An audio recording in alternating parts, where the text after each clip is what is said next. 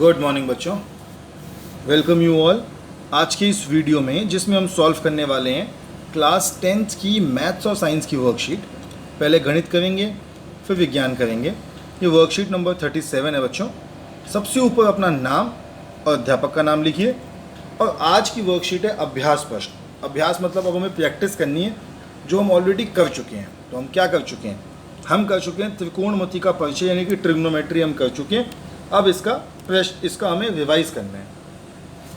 तो वो कहते हैं कि कोण ए के आधार, लंब और कर्ण का माप लिखिए। तो कोण ए के लिए, अब अगर कोण ए ये है तो फिर ये आपका आधार हो जाएगा, यानी कि बेस। ये आपका परपेंडिकुलर पी, और एच जो है, जो कर्ण है, वो वही रहता है। तो लिख दीजिए। सबसे पहले हमें आधार लिखना है, आधार यानी कि 3। फिर हमें लंब लिखना है, लंब यानी कि 3.3, और कर्ण यानी कि 4.5। आगे उन्होंने बोला tan a का मान 3/4 है, तो sin a और cos a क्या होगा? तो यहीं पे रफ में सॉल्व कर लेता हूँ। tan a होता है p/b, और tan a कितना दिया हुआ है? tan a दिया हुआ है 3/4, यानी p हो गया आपका 3, b हो गया आपका 4, और फॉर्मूला लगाओगे तो h आ जाएगा आपका 5।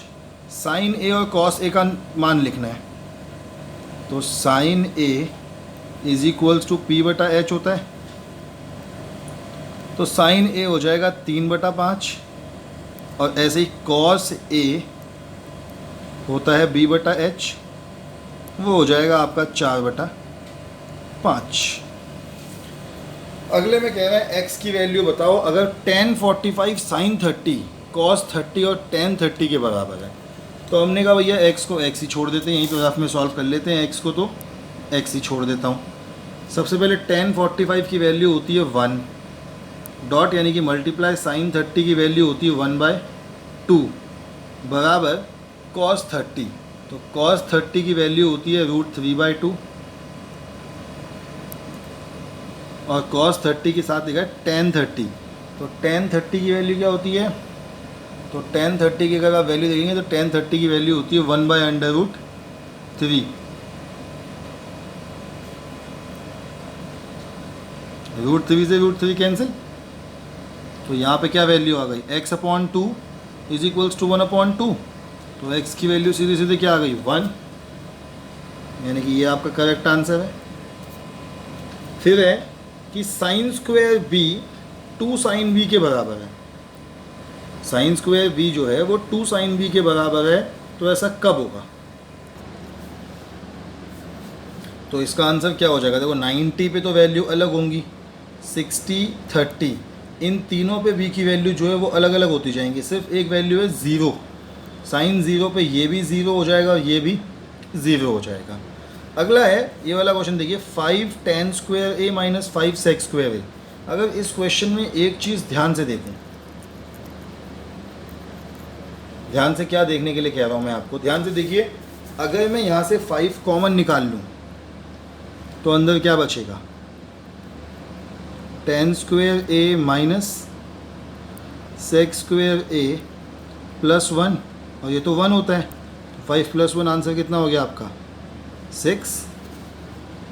चलिए आगे बढ़ते हैं। फिर यहाँ तक सॉल्व कर लिया हमने। 6th क्वेश्चन है,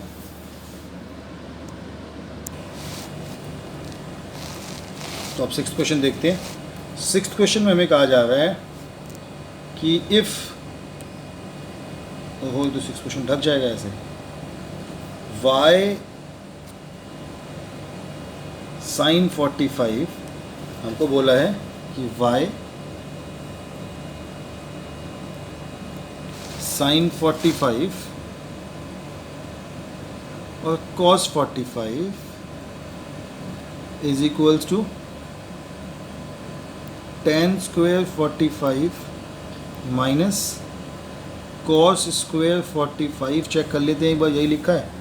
तो y sin 45 cos 45 equal to tan square 45 minus cos square 45 है। तो y की वैल्यू क्या होगी? हमने कहा y की वैल्यू तो तब निकालेंगे, पहले इसको सॉल्व कर लेते हैं। तो सॉल्व किया, y तो y ही रह जाएगा, y में तो कोई वैल्यू पुट नहीं होगी। डॉट साइन 45, तो बेटा साइन 45 की वैल्यू होती है 1/√2, कॉस 45 की वैल्यू भी होती है 1/√2, इज इक्वल्स टू टेन 45 हो गया 1 का स्क्वायर माइनस कॉस 45 हो गया 1/√2 का स्क्वायर। तो यहाँ तो हो गया y इंटू 1/√2 इंटू 1/√2 कितना होगा 1/2 इक्वल टू 1 माइनस स्क्वायर से रूट कट जाएगा 1 माइनस 1/2, तो 1 माइनस 1/2 कितना होगा 1/2। तो यहाँ से आपका आंसर आ जाएगा cos 45, ये आ गया आपका y dot 1/2 is equals to 1 minus 1/2 कितना होगा 1/2। छोटी सी गलती हो गई हमसे यहाँ पे, ये cos स्क्वायर 45 नहीं है बल्कि cos स्क्वायर 30 है, तो इसको चेंज करते हैं। पहले इंक से इसको हटा दो तुम, ये cos स्क्वायर 30 है, तभी ये वैल्यू भी गलत हो गई और यहाँ पे भी वैल्यू गलत हो गई। तो तीनों जगह वैल्यू हम ठीक कर लेते हैं, अभी तो कर सकते हैं आराम से। तो cos स्क्वायर 30 था और cos स्क्वायर 30 की जो वैल्यू होती है वो होती है √3/2।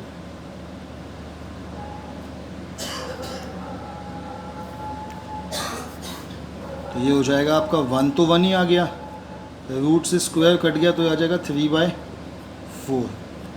यहाँ पे भी इसको माइनस करना पड़ेगा, इसको यहाँ से भी हटाना पड़ेगा। तो अब यहाँ पे सॉल्व करते हैं, तो ये आ जाएगा y/2 is equals to 4 1 4 minus 3 1/4। तो y की वैल्यू यहाँ से क्या आ जाएगी, y is equals to 2/4 equals to 1/2, यानी कि जो y का आंसर है वो ये वाला है। आपके सामने आंसर सॉल्व भी कर दिया मैंने, चेक कर लेते हैं आगे। अगला क्वेश्चन है साइन a की वैल्यू 1/2 दी हुई है, तो यहीं पे सॉल्व कर रहा हूँ। Sine a is equals to p/h, तो p/h हो गया 1/2। b निकाल लेता हूँ, तो b का फॉर्मूला जो होता है बेटा वो होता है √h² माइनस p स्क्वायर। तो b आपका हो जाएगा √h का स्क्वायर यानी 4 माइनस p का स्क्वायर यानी 1, तो b आ गया आपका √3। 10th तो cot थीटा का फॉर्मूला क्या होता है, cot होता है cot a is equals to b/p, b यानी कि √3, p यानी कि 1, √3/1 ये आंसर है। अब अगला दिया हुआ है कि साइन थीटा अगर a/b है तो टेन थीटा क्या होगा। बिल्कुल सेम जैसा हमने यहाँ पे सॉल्व किया वैसे ही इसको सॉल्व करेंगे। तो 8th क्वेश्चन बेटा फॉर्मूला सेम वही है जैसे 7th क्वेश्चन में आपको साइन a दे रखा था, यहाँ पे साइन थीटा दे रखा है।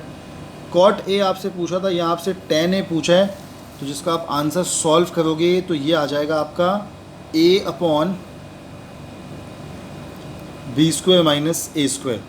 ये आपका आंसर इस तरीके से आएगा। एक छोटी सी चीज़ और बच्चों, ये जो शीट थी इसमें एक क्वेश्चन हमने गलती से गलत कर दिया, उसको सही कर देते हैं। ये वाला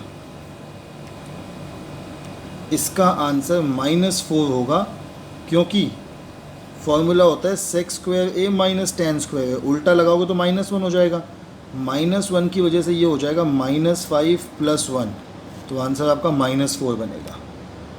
तो ये ठीक कर लेना, ये करेक्शन है। फिर आगे देखते हैं। 8th क्वेश्चन तक हमने कंप्लीट कर लिया, 9th और 10th क्वेश्चन रहेगा, इनको भी कर लेते हैं।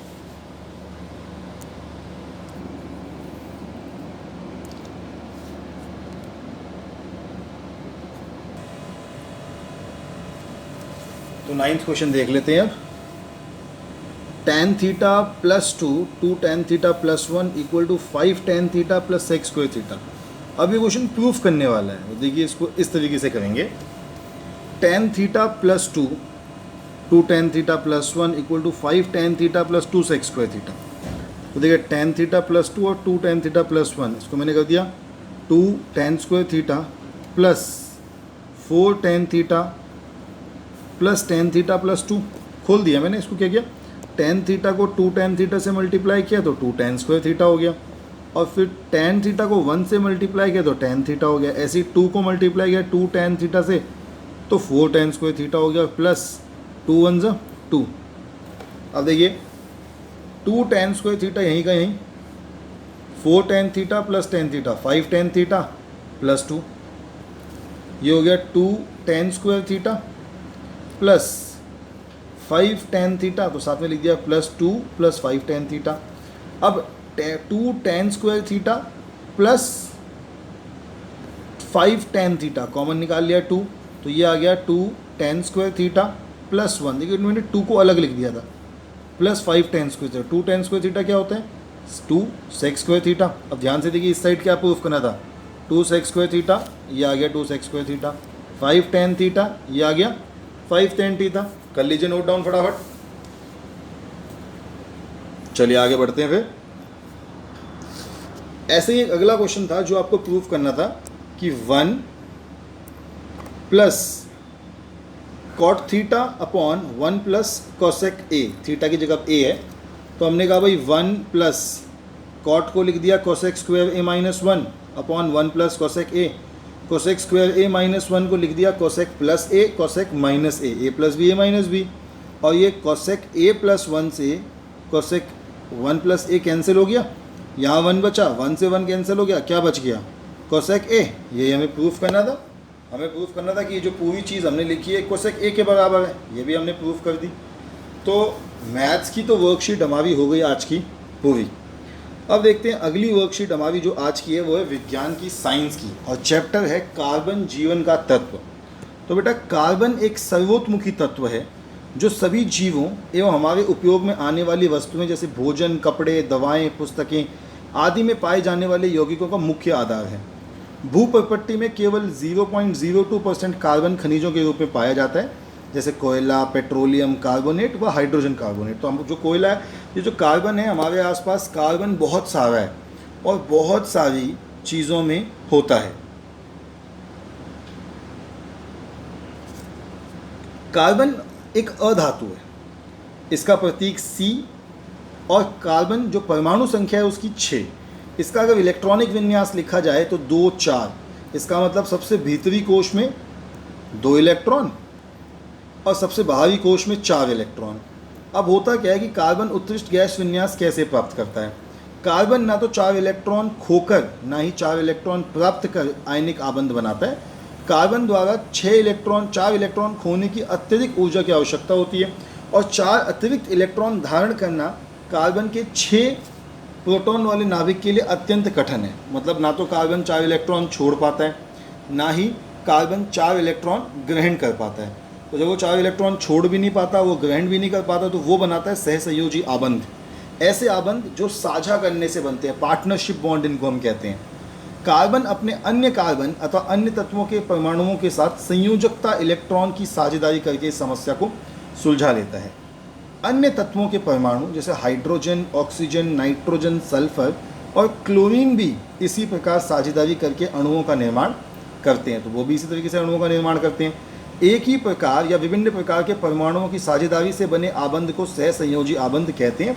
तो ऐसे आबंध सहसंयोजी आबंध कहलाते हैं। जैसे मैंने आपको बताया था, इन्हें पार्टनरशिप बॉन्ड भी कहते हैं।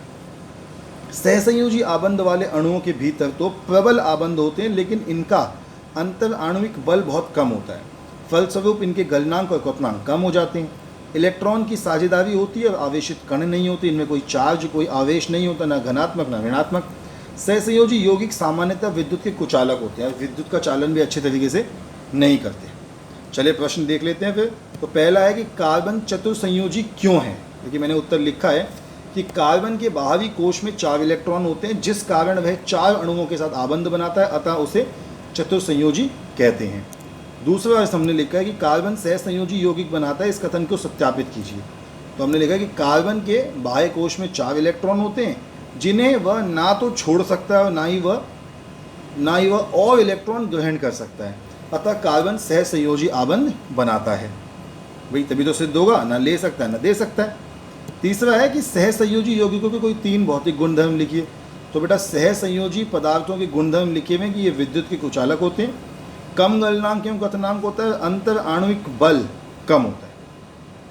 चौथा प्रश्न है कि निम्न कारण बताइए कि सहसंयोजी यौगिक विद्युत के कुचालक क्यों नहीं होते। तो बेटा लिखा है कि सहसंयोजी आबंध वाले यौगिक में आवेशित कण नहीं होते, मतलब ना धनात्मक ना ऋणात्मक कण होते, अतः यह विद्युत के कुचालक होते हैं। तो आपके सामने आपके 4 प्रश्नों के उत्तर हैं, देख लीजिए। फिर 5वां प्रश्न देखते हैं।